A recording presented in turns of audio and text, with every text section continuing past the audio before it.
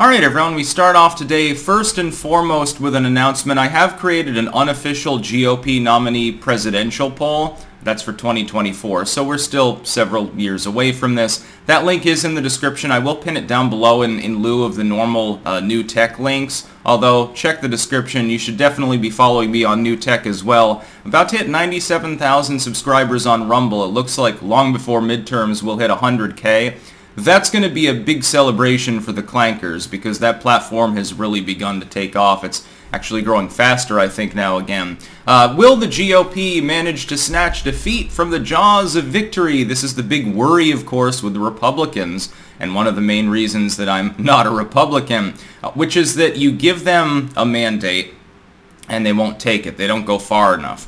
Then you have a few people who do what Democrats typically do, and ironically, the problem, I think, for the GOP right now, as these generic polls are tightening, and they are, but we can finally say that they have actually tightened. There were some premature rumblings of it last week. Some people are like, oh, the Democrats are ahead now. Look at this one Gallup poll.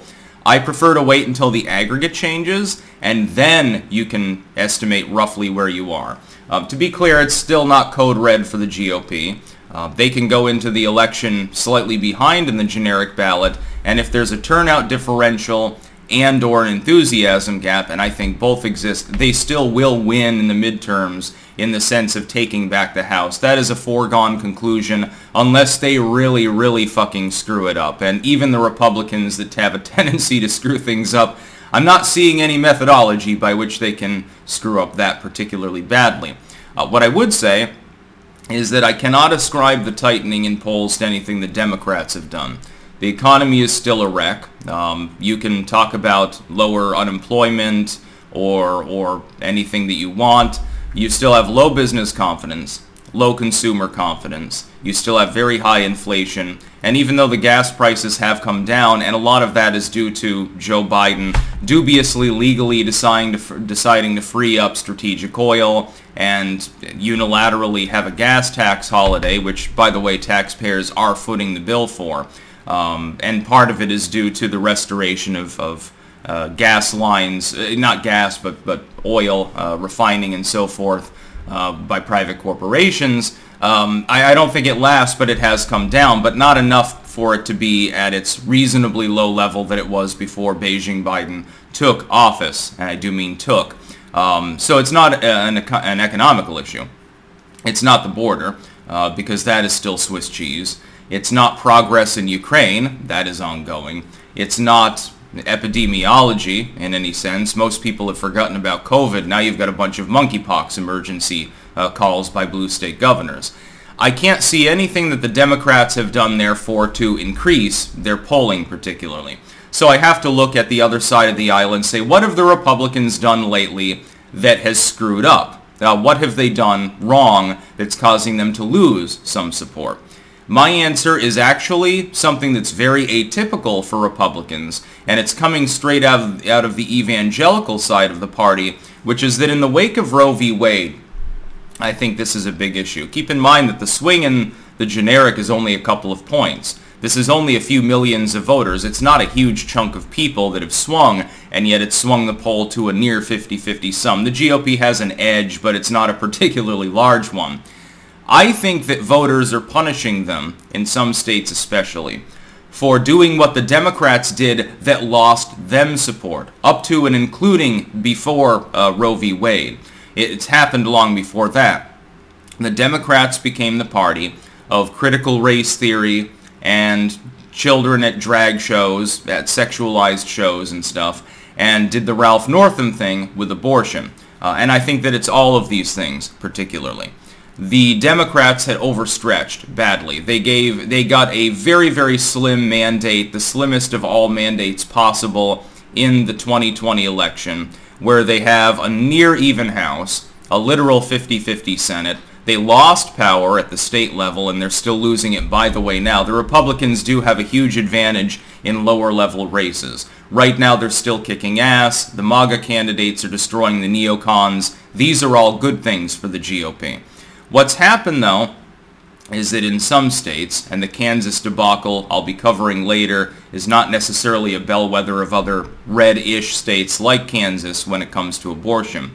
The Republicans, as a reaction to the Democrats initially, when the far left in Virginia and elsewhere decided, hey, it's okay to abort at 8 months, 3 weeks, and 6 days, it's perfectly fine with us. You can kill the baby. It's perfectly fine. We're not going to do a cesarean or something, even though clearly the child at this point is fully formed, fully viable. There is no argument to be made if that's the case. That really pissed people off. Most people don't support that. Initially, the Republican reaction was, hey, okay, well, then we're going to pass an 8-week abortion ban in our state. It's going to be effectively near first trimester. It's not far outside of the norm, by the way, for the civilized world. Voters didn't care. Voters did not find that to be a problem. I personally believe 12 weeks is more appropriate. It's more in line with the norm. First trimester, there's no viability there. If a woman's life is in danger, even more important, you have some sort of problematic pregnancy where she's going to die on the slab and probably the fetus dies too. I don't have a problem with abortion being conducted because I don't see it as a moral issue. I see it more as a pragmatic issue and an emotional one for most people, let's be completely honest.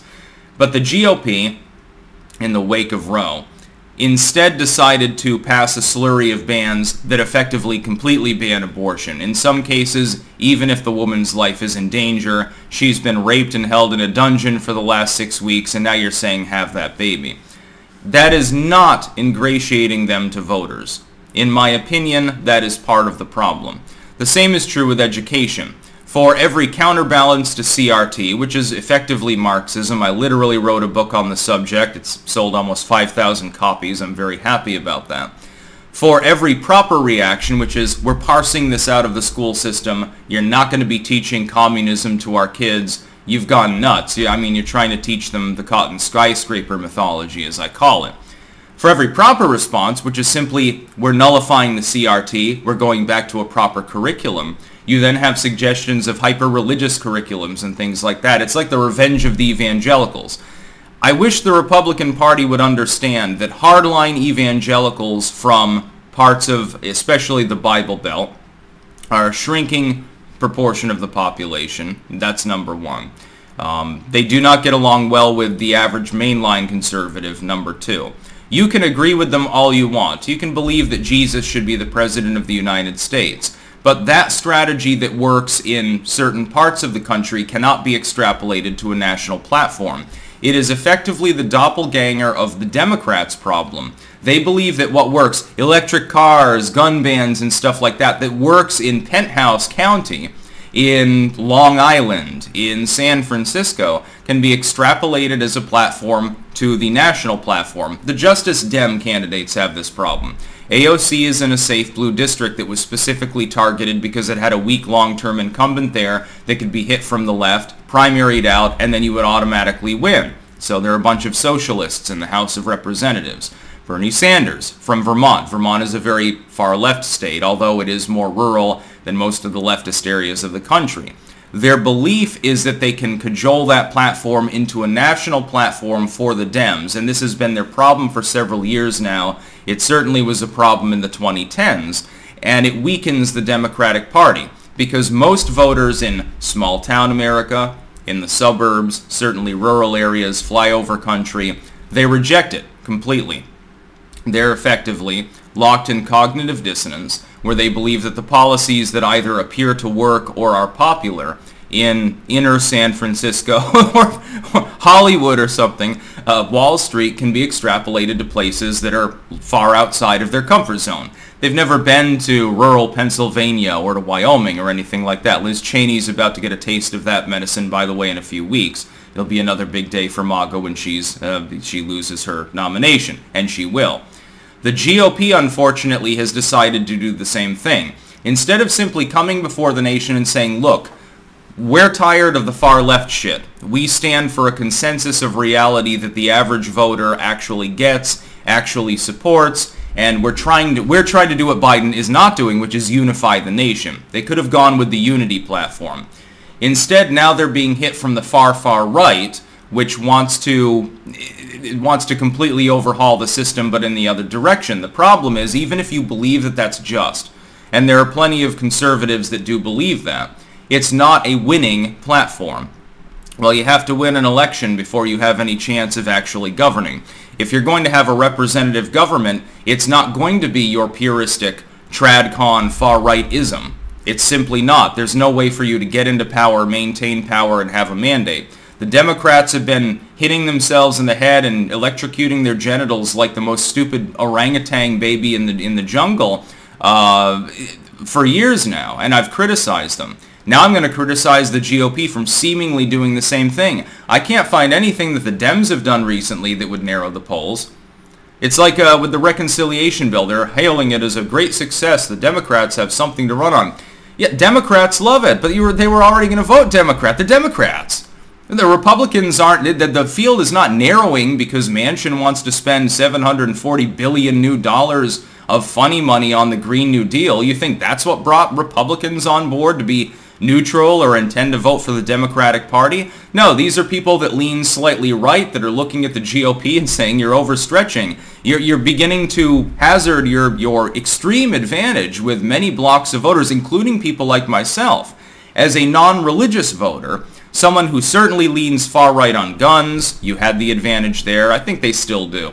On taxes, again, advantage GOP as far as economic issues. That's not really, I think, really debated at the moment.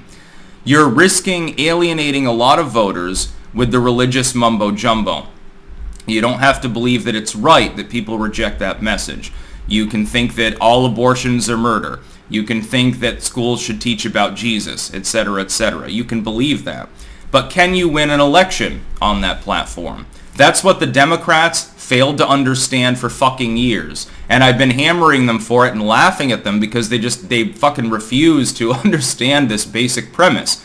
The Republicans are in danger now, if not doomed. I don't think that they are.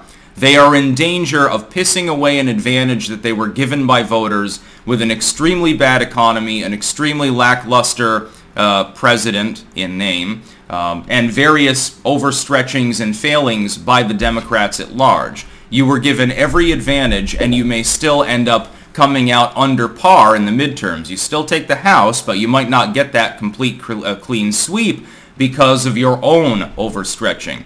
If the party is sane, it will attempt to muzzle the religious nuts, shrinking minority that they are, and go along with a platform that simply says we reject the fanaticism of the Democrats, as opposed to embracing a different type of what will be labeled by the average person in the population a different form of fanaticism. That's about all. Peace out.